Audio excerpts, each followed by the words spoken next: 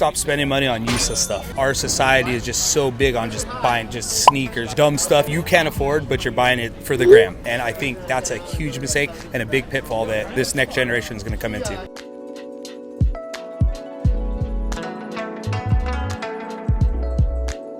What percentage of Americans do you think have no retirement savings at all?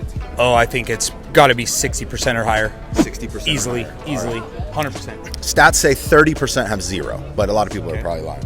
Missed it by that much. At what age do you think most Americans expect that they're going to retire? Mid-60s. Standard. Yeah, 66 is the average answer. Good job. How much money do you think most people believe they need to have in order to comfortably retire? $1 million. That's my man. Golden answer everyone gives, right? Well, I mean, yeah. that's what everybody thinks. Exactly, right? Okay, so do you feel more or less than 50% of Americans will retire at their desired age?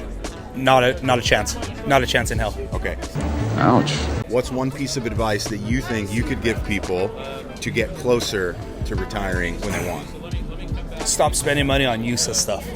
A lot of people, our society is just so big on just buying just sneakers and just dumb stuff you can't afford, but you're buying it for the gram, right? Yeah. Everybody, we're such a social media centric society at this point where everybody's just trying to one up somebody else, and I think that's a huge mistake and a big pitfall that kind of this next generation is going to come into.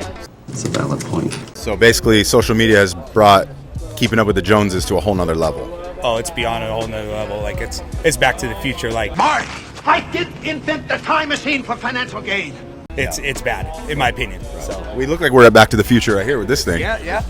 That's cool. So, that's a hard ask in 2024 to survive on $60,000 a year, like especially if you have a family. I'm not saying it's not possible because people do it all the time, but that's, I mean, at least in Southern California, there's other places in the world you can go do that. You can get west of Dallas, it's fine, but you know, it's crazy how all over the board it is. But I'm 15 years in doing this. Predominantly, our clientele has been people aging into retirement, like just making that transition, and it's amazing how few people are actually going to go into living the lifestyle that they imagined they would like 20 years ago.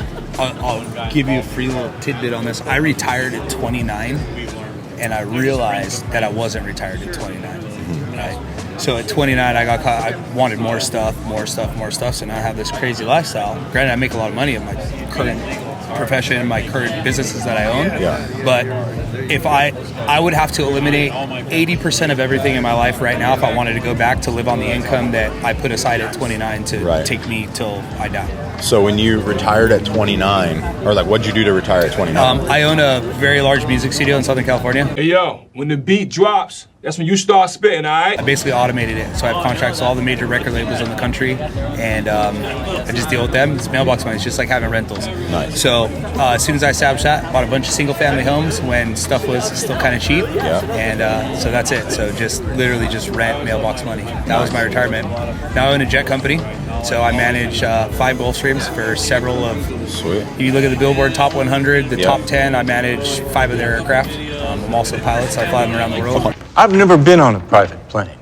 Isn't that kind of double dipping, managing it and being the pilot? Hell yeah.